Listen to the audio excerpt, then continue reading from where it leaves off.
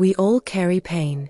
From our families, our history, our politics, every one of us bears scars that whisper old stories of hurt and division. Some are visible, some invisible. Some we talk about, some we bury so deep we forget they exist. And yet, they shape us. They shape how we see the world. They shape how we respond, how we trust, and how we relate to one another. Pain is a part of life, but it does not have to define life. The question is not whether we are hurt, but what we do with that hurt. Because pain only becomes power when we choose to face it, process it, and release it in a safe space. Healing isn't denial. Healing isn't pretending the world isn't harsh. Healing is transformation. It is taking what once limited you and turning it into the foundation of your strength. Forgiveness, framed correctly, is not submission, it is self-mastery. Every moment we spend hating someone, we remain bound to them. Every time we replay an old injury, we rehearse their power over us. You may think hating them hurts them, but it doesn't. It keeps you trapped in their story. Real power is walking away clean, with your energy intact. It is the quiet strength that cannot be stolen, borrowed, or destroyed. Anger feels strong. It surges through the body, makes the heart race, makes us feel alive. But that feeling is temporary. In truth, anger burns from the inside.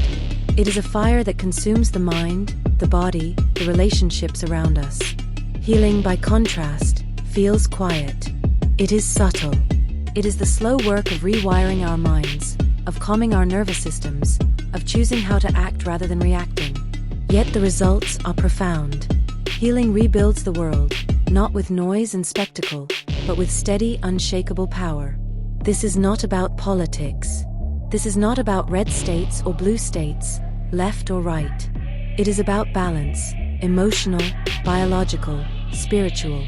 Science has shown us the mechanisms of healing. Neuroplasticity proves that the brain can rewire itself, that trauma can be processed, stored safely, and released. Practices like mindfulness, meditation, and reflection strengthen the prefrontal cortex, giving us control over reactive impulses. Forgiveness reduces stress, lowers blood pressure, strengthens immunity. Choosing compassion strengthens the social fabric itself. Communities that support healing are healthier, more resilient, more creative, more cooperative. We must understand, as a people, that holding on to anger and resentment is not a badge of honor. It is a trap. It is a debt we pay every day with tension in our muscles, chemical stress in our bodies, and fractured relationships in our homes and neighborhoods. So let us start calling healing what it truly is: courage. Courage is not shouting the loudest. Courage is not winning every argument. Courage is sitting with discomfort, facing your own pain, and choosing a path forward that does not harm others, and does not harm yourself. Real Americans heal. Real strength is keeping your heart steady when the world tries to divide you. A word of caution: vengeance is not justice, and justice alone is not healing. Vengeance consumes the heart. It satisfies a short-term craving, but it leaves the wounds open and festering. Justice may restore order, hold people accountable, and repair structural wrongs, but it does not restore your peace. Healing is the only thing that restores freedom, the freedom to move, to think, to love without being weighed down by the past. Healing isn't weakness. Healing is wisdom. It is the ability to rise above fear, above manipulation, above every effort by others to make you hate. It is the quiet choice to reclaim yourself. Every act of forgiveness, every choice to release resentment, every effort to understand instead of blame, these are not small gestures. They ripple outward. They alter families, communities, workplaces, and society itself. Healing is the most potent revolution there is. This is the next revolution, not red, not blue, but purple. A revolution of consciousness. A movement of healing, balance, and power born from peace. It does not come from slogans or protests. It comes from steady, persistent action within each of us, and the willingness to extend that transformation outward. Imagine if 1 million people began to do this.